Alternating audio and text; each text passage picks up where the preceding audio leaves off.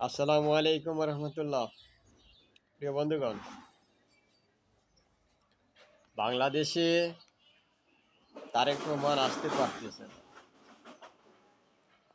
তার পিছনে মূল কারণ দায়ী যারা, তারা হলো বিএনপির সিনিয়র নেতারা। কারণ মির্জা ফখরুল সাহেব চাইতেছেন তিনি প্রধানমন্ত্রী হবেন, তাই তারেক রহমানকে দেশে আসতে দিচ্ছে না। বিএনপির বড় বড় সিনিয়র নেতাগুলো এগুলো ভারতের গুপ্তচর হয়ে কাজ করতেছে, ভারতের এজেন্ট হয়ে কাজ করতেছে। বিশেষ করে আমি কয়েকজনের নাম বলতেছি: মির্জা ফখরুল, আমির হোসেন খসরু, মঈন খান, আলাল এবং রেজভি সহ সালাউদ্দিন, মির্জা আব্বাস। এদের এই গ্রুপটা অনেক বড় একটা গ্রুপ। সেই গ্রুপটাই তারেক রহমানকে দেশে আসতে দিচ্ছে না, এবং তারা যদি দেশে আসতে দেয় তাহলে তাদের সেই রাজনীতি কেরিয়ার সম্পূর্ণ ড্যামেজ করে দিবে তারেক রহমান।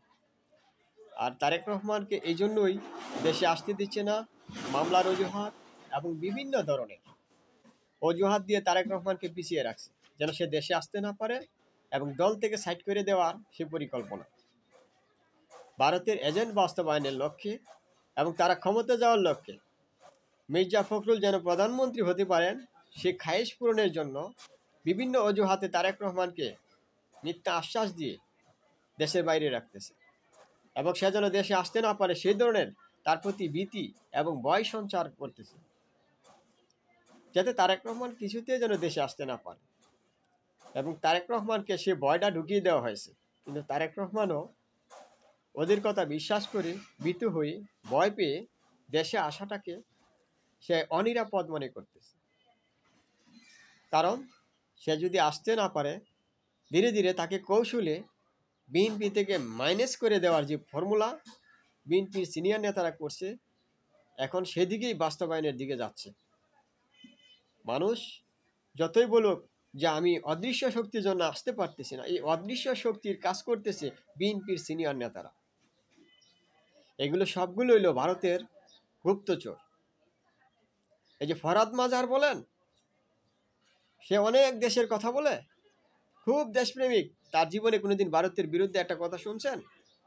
শুনেন নাই। ভারতের বিরুদ্ধে সে কোনো কথা বলে না, কারণ সে ভারতের কাপের বিকৃত, ভারতের কেনা, সে গুলাম, একটা গুপ্তচর ভারতের। এরকম বহু ভারতীয় গুপ্তচর এই বিএনপির ভিতরে ঢুকে আছে, যার কারণে তারেক রহমান দেশে আসতে পারে না। বিএনপি আমার একটা পছন্দনীয় একটি দল ছিল, কিন্তু বিএনপির এই নেতাদের কার্যকলাপে এটা অপছন্দনীয় হয়ে উঠছে। আমি বিএনপি করি না, কিন্তু বিএনপিকে পছন্দ করতাম, জিয়া রহমান এবং খালেদা জিয়াকে। খালেদা জিয়াকে এখনও ভালোবাসি। উনার নীতি, যে উনি আপোষহীন নীতি, তে উনি অটল ছিলেন, অবিচল ছিলেন, কিন্তু উনার বিশ্বাসঘাতক নেতাদের কারণে উনি জেলে দীর্ঘদিন কষ্ট করেছে। এই তারেক রহমান দেশের বাইরে আছে, দেশে আসতে দিচ্ছে না এই বিএনপির নেতারাই, এই মির্জা ফখরুলের মতো বিশ্বাসঘাতকেরাই, ভারতের বিকৃতগুলো। এই মির্জা ফখরুল চাইতেছে যদি বিএনপি ক্ষমতায় যায়, পাশ করে, তারেক রহমান যদি দেশে আসতে না পারে, তাহলে মির্জা ফখরুল প্রধানমন্ত্রী হবে, কারণ যেহেতু সে মহাসচিবের পদে, সে উপরস্থ পদে। সেজন্য আপনার তারা সেই ফর্মুলাটি করে নিয়েছে। অনেক বড় একটা গ্রুপ তারা অ্যাডজাস্ট হয়ে গেছে। আর যদি তারেক রহমানকে দেশে আসতে হয়, ভীতু ভয় বাদ দিয়ে নতুন করে দল গঠন করতে হয়, বিএনপির সিনিয়র পার্সন যত নেতা আছে সবগুলাকে বহিষ্কার করতে হবে। মাত্র কয়েকজন বাছাইকৃত ক্লিন ইমেজের যে নেতাগুলো আছে, এই কয়েকজনকে রেখে বাকিগুলাকে সবগুলাকে ছাঁটাই করতে হবে। মির্জা ফখরুল, রেজভি থেকে ধরে নিয়ে সবগুলোকে। এই সব কয়টা ভারতের বিকৃত দালাল, সব কয়টা ভারতের কাছে বিক্রি হয়ে গেছে। ওরা তারেক রহমানকে বিভিন্ন ধরনের মিথ্যা প্ররোচনা দিয়ে, ভয়ভীতি দেখিয়ে তাকে দেশের বাইরে রাখতেছে। তাকে দেশে আসার কোনো সুযোগ বা সাহস তাকে দিচ্ছে না। এর পিছনে দায়ী বিএনপির এই সমস্ত এই বিশ্বাসঘাতক নেতারা। আপনি ইউনূস সরকার তো পুরোপুরি আশ্বাস দিয়ে দিছে যে আমাদের পক্ষ থেকে কোনো বাধা নেই, তাকে আসলে আমরা নিরাপত্তা দিব, সেই কথা তো ক্লিয়ার বলে দিয়েছে। তারপরে কেন আসতে পারতেছে না? কারণ তার দলের ভিতরে সেই সমস্ত বিশ্বাসঘাতকদেরকে বিশ্বাস করে তারেক রহমান সব থেকে বড় ভুল করছে। আর তারেক রহমান এই মুহূর্তে যদি দেশে আসতে না পারে, তারেক রহমান আর জীবনে দেশে আসতে পারবে না।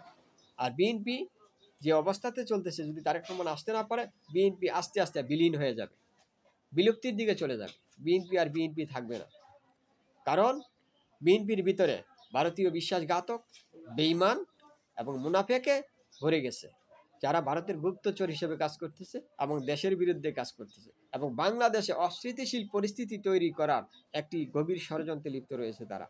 অতএব আমি আহ্বান জানাবো বিএনপির ভাইদেরকে, আপনারা আমার কথাগুলাকে ভুল দিকে নেবেন না, কারণ আমি জেনে বুঝে কথা বলতেছি।